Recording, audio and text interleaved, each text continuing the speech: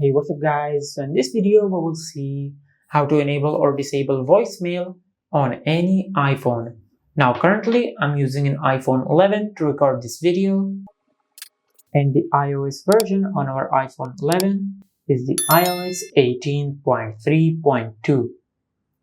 Now to get voicemail on your iPhone, just go to your home screen and open the dialer app. Now from here just dial ##002#. Now from here just tap on the call button. Now from here just wait a few seconds. Now as you can see, this code disables all call forwardings on your iPhone, including call forwarding to your voicemail. Now if this option did not work, just go to your home screen. Now from here just open the settings app. Now from here scroll down and tap on apps. Now from here just search phone. Now from here tap on phone. Now from here scroll down and tap on call forwarding.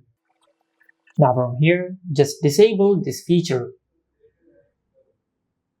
Now from here, if you want to enable call forwarding, just enable this feature. Now from here just tap on forward to, and now from here just enter your voicemail number.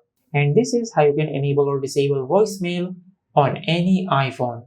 If you found this video helpful, please like the video and subscribe to our channel and hit the bell icon to get notified when we upload a new video.